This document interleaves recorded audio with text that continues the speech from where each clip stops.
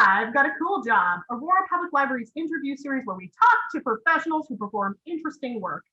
I'm Sam Marchello, and with me this week are Kelleigh Ryan, Eleanor Harvey, and Alana Goldie, the Canadian women's foil team for Tokyo 2021. We have Olympians this time. I think this is going to be a really interesting discussion. But can you just share who you are to our audience? I'll start. So I'm Kelleigh Ryan. I am from Ottawa and currently living in Calgary, although with the pandemic, I'm a little bit all over the place right now. I've been fencing since I was 10 years old, and I'm the oldest member of the team. So I've been fencing now for 24 years. Is that right? Yes. I'm like math. It's fair. I just woke you guys up clearly. 10 a.m. All right, next. Who's next? I can go. I'm Eleanor Harvey. I also started when I was 10. So I've been fencing for 16 years. I'm from Hamilton, Ontario. Lived there my whole life, except for when I went to the Ohio State University with someone else that I think you might meet soon. And moved back, and now during the pandemic we're kind of just like all over Canada training together wherever we can. That's amazing. And last but not least, I'm Alana Goldie. I'm from Calgary. I went to Ohio State, shocker, with Eleanor. We graduated the same year. We fenced together there. I've been fencing since I was 8 years old, but I've grown up in the sport, so I've been around it literally my whole entire life. oh my God, that's amazing. I love like just kind of hearing like how long you've been doing it, how you all have met. This is some good stuff. All right. I feel like we should add that we do have a fourth teammate, but she's 15, so I don't think this counts as a job. Fair enough. So that's Jessica Guo, and she's from Toronto. Didn't want to leave her out. That's again, that is amazing. I mean, I'm just amazed right now that I am talking to athletes. Not gonna lie. I'm like a little starstruck. So my first question for you guys is, what was your inspiration to get into the world of fencing? I can go. So in my family, my parents encouraged me to like always have a different sport for every season. So like soccer was my summer sport, skiing, I did some racing was my winter sport, and then I had kind of like a year-round one. And actually Eleanor and I, she'll talk about this, but we came to fencing from karate for different reasons. Me, because they gave me a participation medal in karate, and for me that meant I was bad. And I don't know, I just decided I didn't like it, but my mom said that I had to replace it if I wanted to quit. So I think I just saw it on TV and I like just picked it. I was like, that one, like, get me out of karate. Sorry, karate. There's nothing wrong with the sport, but we happened to know the guy that started the club in Ottawa. So it was actually like a legitimate option in my mom's mind when she heard that I wanted to try it. So that's how I was. I don't think I would use the word inspired. That's how I fell into it, I guess. Okay then. For me, it was I just had always been like obsessed with the Olympics, because it was like the only time that my family had TV was during the Olympics. So it's like the only thing I saw on TV. And I was like, oh, I need to do that, I guess. And so then I wanted to do it in running, because that's what my family, that's like the sport that my family all did. And then I tried karate, and I really, really liked the like one-on-one combat to it. I was like, oh, this is really cool. I'm going to go to the Olympics in karate. Found out that it wasn't in the Olympics at the time. And so I was like, okay, I need to find a similar sport that I can like still have this side of myself, I guess, that I found that I like so much in karate, and apply it to another sport. And so my mom's friend, my mom's boyfriend at the time, we used to like sword fight with like sticks and stuff. And he was like, you should try fencing. So there happened to be a club just around the corner, and I joined that when I was 10 and just stuck with it since then. I love it. That is a great story. More inspirational than mine. Yeah, mine's a bit different because, like I said, I grew up in the sport. So from day one, I was at competitions, following my siblings around. My dad was a coach, referee, and eventually the president of Canadian fencing for a little bit. My sister was on the national team for épée. My brother did saber. My parents kind of split us up so we didn't have to compete against each other because that would have been bad. But I wanted to fence from I was like 2 years old. I was like, I should do it. I want to do it. And my family's like, no, you got to wait till you're 8. And I was so excited. It was my 8th birthday. I was so ready to fence, and I hated it. I was so bad. In my head, I was going to pick up a foil and I was going to be as good as my sister. I was going to be able to beat everyone. And I was so bad. I was really bad at it. And I hated it. And I went to my dad and I was like, I don't want to do this anymore. And he looked at me and he's like, you begged me for the last 5 years to fence. You're going to fence for at least a year. And so by the end of my first year, at the time we were living in Texas, we had moved back to Calgary. And when I got to the club in Calgary, I had a coach who had been like, I've been around it my whole life. And he kind of like changed everything. I was like, I love this sport. This is so much fun. And I started getting better. And so for me, it was kind of like, I want to do this. I don't want to do this. I want to do this. Love it. This is 3 really different backgrounds for how to get into the sport. From being a part of it at a young age to I really hate karate to finding passion in it in a way where it's like I still want to have combat, but also karate's not for me. Karate, just that's a weird angle to come from fencing, I guess. But I love it. I love hearing this. This is fantastic. So I guess my next question is, what kind of training is involved when it comes to fencing? I'll let someone else start this time. I can start. Go ahead, Alana. Okay. So we have like a lot of cross training. There's like fencing specific stuff that we do a lot of, which is like bouting each other, and then like technical bouting where we have like restrictions when we fence each other. We do a lot of footwork training that's very fencing specific, but we also do cross training, which maybe Kelleigh can get into because she's a fitness coach. So we do a lot of cross training and then fencing specific stuff. And we all kind of we all have to do a certain amount of like fencing and like technical work with our coach and that kind of stuff. And then we all kind of have different types of cross training that we like to do because it kind of, we need to do some sort of like I don't know, other stuff because it's hard to be in fencing mode all the time because it's so it's kind of like an unnatural position, so you can't do so much of it, but you still need to do other things outside of it. So we kind of like different types of things. So I like to do running and yoga. That's like my favorite type of cross training. That Alana I know likes to do like biking and hiking, yoga as well. And then Kelleigh can get into her specialty. Yeah, so I think fencing's pretty cool because there's no like one body type. Like if you were in person with us, you'd see that I'm 5'3" and Alana is 5'9". We always argue about and like there's a lot of like slim fencers and like more muscular ones. So there's like a variety of ways that you can be good at the sport. But I agree, you can't just fence. Like it's very mentally tasking. And I think you need like just like a little bit of separation. And then also like literally we're just doing a one-sided sport. Like you need that element of like doing things that are symmetrical and like doing stuff on the other side for injury prevention, and then just like also just like getting stronger and faster. So yeah, I like the lifting part a lot. I do a little bit of yoga, but I'm like not super inspired by stretching. Now I know that that's not yoga, obviously, but it for me it's like slow and that kind of thing. I'm Kelleigh. I'm going to ask them, what kind of lifting do you prefer to do? Well, stuff with barbells. We all work out. Like they say that they prefer the other things, but they do the stuff in the weight room too. So yeah, a lot of stuff with barbells and like dumbbells and jumping like onto boxes or like broad jumps, anything like that. Like you have to work both sides of the spectrum. You can't just lift things slowly. You have to also lift things quickly and do like Olympic lifts and stuff like that. Well, and I mean, I'm guessing in a sport like fencing, your movement has to be quick, correct? Okay, that makes a lot of sense.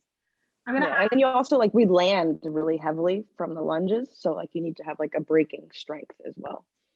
Okay, so see, that's something I definitely, again, when you're watching fencing, you don't realize the level of intensity from the movement necessarily, or what parts, like which parts are being used necessarily. Like, you know, for example, the core is being used or your arms are being used, but different ways of using it, I guess. Okay, I'm I learning. feel like each of us in our own ways kind of like want to represent that fencing isn't just like, I don't know what it seems like. It seems kind of like a geeky thing that isn't a fit. Like it doesn't require fitness. And so all of us were like, no, we're strong and fit. I mean, I was gonna say, it's like most people, I guess, I get the interpretation of fencing from something like The Princess Bride, right? Where it's very, you know, proper looking, very elegant. And it's like, no, it's clearly more than that. Which actually is a good segue for my next question is, what would you consider the best representations of good fencing in popular media? That's a tough one. I do think of Princess Bride because as a kid at fencing camps, we would always watch Princess Bride at lunchtime, like always. But is it accurate to fencing? I don't know if we have a movie yet. I know there are some movies that have come out recently that are, I don't know if they're in English, they might be in French, that are depicting like life as a fencer. So maybe I should look into those. But right now, I don't know if we have a good one yet. The best representation yet? That's fair. There was one.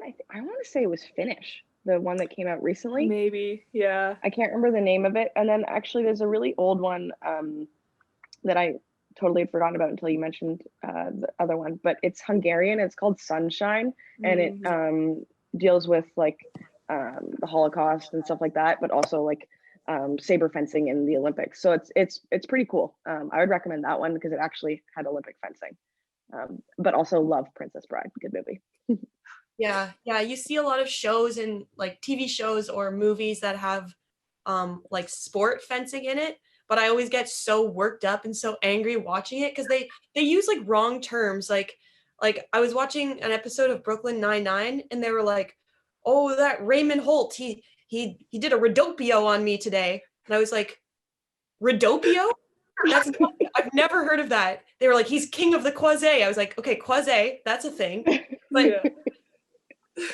I want to be king. I'm king of the no, I'm not. But anyway, it's really funny watching it on like. There's also like in Wentworth, one of the women is like she does epee, and there's a lot of like dramatic epee scenes with her coach and stuff. And I'm like, oh, that's cool. But she's also the villain, so I'm like, oh, now fencing is like tied in with being evil. So there's a lot of like weird fencing on TV basically, but at least Princess Bride makes it look like really fun and cool. And I think a lot of people come to fencing after seeing fencing scenes in The Parent Trap too. It's pretty cool. I was gonna say Parent Trap. Yeah.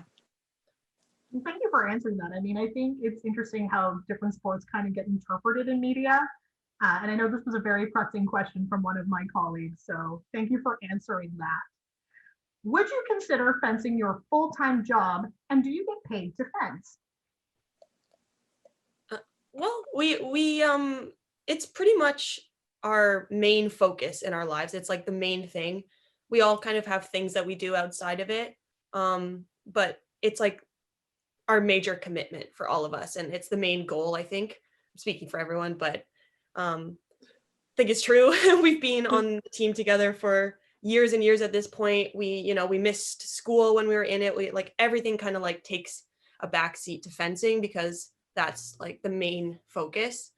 And in terms of getting paid, we have like carding from the government, and we have like things like Can Fund and different like grants or scholarships you can apply for to get some extra money. And then we also do various other things. I'll let the other ones talk. Yeah, the other humans. Eleanor and I kind of had a choice when we graduated from university 3 years ago now. which is weird. But we kind of were looking at, we're graduating, do we enter the like normal workforce, get day jobs and kind of put fencing like to the side a bit, or do we just commit full force until Tokyo? And that's kind of what we decided to do. We decided to put our future careers on a hold for a little bit and explore just fencing full time and fully committing to that. And I would consider it a job because we spend majority of our time doing it, and it's kind of something that even when you're not in the gym training, you're still doing what you can like for your sport. Like you're making sure you're sleeping enough and you're eating enough, so it's kind of like it encompasses your life a little bit. So I would say, yeah, and like Eleanor said, we get grants and the government does help us. Not a big profit, but we aren't going super in the negative, which is good. I was just curious. Yeah. Go ahead. Oh, sorry. I was just curious because, I mean, I think of the fact that in the States, sports are funded, like especially Olympic sports are funded in such a vigorous and kind of intense way. But I never really knew how in Canada it was done, because I had a friend who was a figure skater who wanted to go to the Olympics and then realized, just in terms of the amount of funding she was getting, for example, that it wasn't viable enough. So understanding like that there are so many grants out there, I think is really important. I don't think it's necessarily something that the public might actually know about, right? Especially like if you're going to like commit first to sports 100%, like you need to know, I guess, what kind of options are out there, right? Mm-hmm. Yeah. So yeah, when you said full-time job, I hesitated just because like it's not enough income for a full-time job.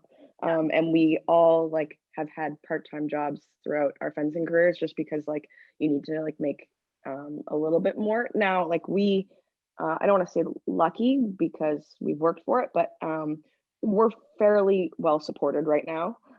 So we all have Sport Canada, and then On the Podium has also been like supporting our team, and that was what was like created before the Vancouver Olympics. And then we do have a like sponsor. One of our former teammates, her partner's company has been sponsoring us for a while, so that's been a really big difference. I don't know if they changed their name. Alana, maybe you can correct me, but it was Finger Food Technology. I'm not really sure before. right now. There was like an ownership transfer. Anyway, and then I'll let Eleanor speak about the CanFund stuff because she actually worked for CanFund this year, but RBC also she worked for has been really supportive of Olympic athletes. And then Quest for Gold for Ontario athletes is huge. Like that was my first bit of funding and really made a difference in like starting out, because this whole time I was like, I'm spending a lot of my parents' money on this thing that I really like. It's just fun for me. And obviously like they really liked that I was into it, but that was the first bit that I was like, okay, like here parents, like here's some money back. And yeah, Quest for Gold is actually a lottery ticket in Ontario. I was on some of them, so look for the fencer. Maybe I don't know if I'll be on it again this year, but that's honestly been pretty good, like outside of the Canada stuff. Yeah. Going off what Kelleigh said, like RBC, I'm like a RBC Olympian, which is like a job where you can either work in the office for RBC and kind of like get some skills that way while they're funding you, and also develop some like public speaking skills and go speak to, I don't know, like bring your kid to work day thing for RBC, like go to different events. So I was doing that last year. And then when the pandemic started, RBC like contacted all of us and was like, obviously you can't be doing any of this stuff anymore. We're going to continue to support you. And we'll just let you know if there's like anything virtual you can do. So that has been like amazing to have their continued support like during this. And then for CanFund, it's like a nonprofit organization that funds athletes directly. So it's not through the government, it's through just people, Canadian people donating to support athletes. And yeah, that's all of us are CanFund athletes. We've all received funding from CanFund, and it's something you can apply to every year. So that really helps. It goes directly to us, and that makes it much more just like you can use it however you need to. So it's really, really useful. Yeah, Can Fund kind of helps find that gap that we all have. We have like a certain amount of funding from our federation and from the government, but there's always that like gap of I don't know where to get this money. And that's where Can Fund kind of comes in, and they give you the money to fill that gap, and you can use it to if you need a new bike, if you need to buy a plane ticket, anything you need, and it's really helpful. Mhm.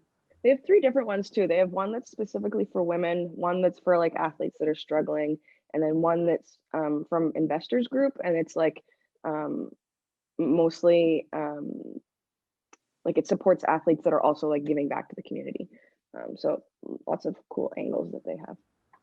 I'm just proud of like what we did over the last year because each of us individually, like without talking about it, kind of came up with our own little businesses. Alana is selling paintings on Etsy under Paintings by Lana, and Eleanor has a clothing store with her art on the clothes called Lenny Garb. And then I finally, like because I had this time, was able to put together a strength and conditioning like program for fencers. And that one's Lion Ethic because that's my like spirit animal. But anyway, if you want to support fencers in another way, you can check out our art or ask us for fitness tips. No, I love that. That is actually really fascinating. And like I said, I don't think a lot of people necessarily understand how athletes are funded in this country. So I really appreciate the insight that you've provided for how you guys go about getting funding and, you know, how you guys are able to support yourselves, because I think it's really important. I guess my next question then would be, so the pandemic has made us reevaluate where we are all headed. You were all qualified to go to the Olympics before the pandemic had hit.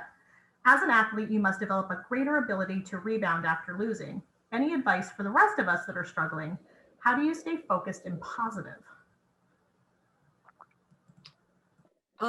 I think it really comes down to like your ability to rebound and to stay positive really comes down to like your environment and your relationships and your mental health.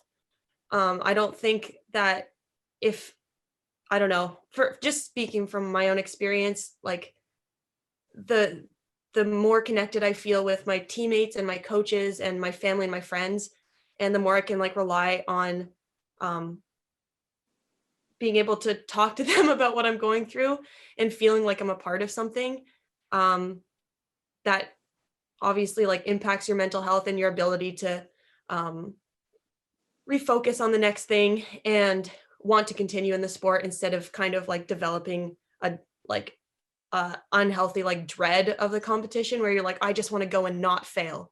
Because once you go down that route, it can it kind of just can become a self-reinforcing loop and you're not getting any joy out of it. So finding ways to have joy in your sport and remembering why you do it. That's what does it for me. Yeah, I think for me, like we've all had like really like bad days, right? Like we've all experienced like a lot of losses or even just like on a smaller scale in the middle of about like you're losing and you're like, how do I get through this like quickly? And so you develop a lot of techniques that honestly are a little bit like subconscious. Like I don't always know what I've like figured out. I think like mindfulness and stuff like that are really important. I'm really into journaling. I feel like it's a really good outlet for me to like see what's going on in my head rather than just like to have it in there and like bouncing around and not fully understand it. And then like one of the things I've been trying to do recently is just like naming emotions.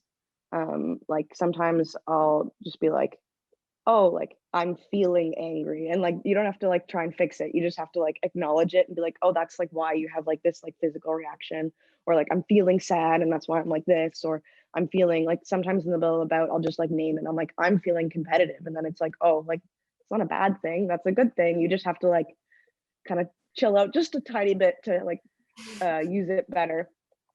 So yeah, like that element of like managing those things is I think you can really apply to your life. And then just kind of reshaping goals. So, we are like, like junior world championships were canceled last year and we're all kind of wondering like, will junior world championships be canceled again this year? And that would really suck for those junior athletes. Like I feel really sad for them. NCAAs that were canceled and stuff. We're lucky that like we're fairly certain the Olympics are still going to happen, although everyone likes to put a little doubt on that for us. But I guess, yeah, I would just say reshaping goals and like finding ways to do the same thing you were doing before. So maybe you were lifting barbells in the gym before, now you're like lifting water jugs at home, but like find a way to make it work and like challenge you still, just like reshaped. Yeah, my way of dealing with it is a saying that both girls know. It's called eat the elephant. And for me, when I look at big pictures and see all the things that I have to do, or I see things are changing and it gets really overwhelming, I remember this. And the idea is, if you look at an elephant as a whole, you think there's no way I'm going to be able to eat this. But if you take it piece by piece, soon you're going to finish it and it's just going to be gone. And that's kind of how I've approached the pandemic. I've kind of taken it like day by day when I feel really overwhelmed, when I'm like, I don't know if the Olympics is going to happen. Then I think, what can I do? Okay, I can do my workout today. And I can even make this like smaller into a fencing bout, where if I think, oh my gosh, how am I going to finish this? I'm losing. What am I going to do? I kind of think, well, I'm going to focus on my footwork. And then if I focus on my footwork and I check that box off, then I can go on to the next one. And that's kind of helped me a lot, just with all the uncertainty. Sorry, my dog is moving around. All the uncertainty of everything that's happening, because I can look and say, okay, my next goal is to go to this training camp. And when that training camp is done, I can plan for the next one. And it takes away that big picture of what am I going to be doing in a year, because I don't have to worry about that. I just have to worry about how I can get through what I need to be a good athlete.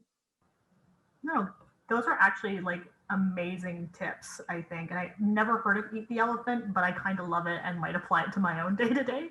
Nice. That's fantastic. All right, I'm going to ask you guys my last question, and it's the silly question that I promised at the beginning of the interview. Someone wants to know how sharp can the pointy part be? 0% sharp. So the way the foil actually works is there's like kind of a button on the end of it, and it's circle. It's like, I don't know how big it is, but it's pretty small. It's like this big, it's a little circle. And when it compresses, it makes our scoring machine work. So it's not sharp unless you break the blade. Unless you break the blade. Okay. And then it bends too. Oh, yeah, I was going to say, I feel like with the button, it would bend pretty badly. Ooh. Then what's the difference then between the foil sword and the saber sword?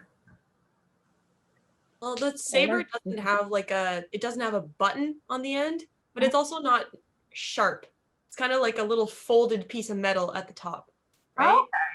Okay. And yeah, I mean, you can get like bruises and stuff, but it's no different than any other sport that has like a bit of contact. It's not like you leave practice and you have like a gaping wound. Not very often, at least. Not very often. Accidents can happen, but sometimes you get hit hard and it is a piece of metal with blunt force, like accelerating towards you. So you're like, ow, but you're fine.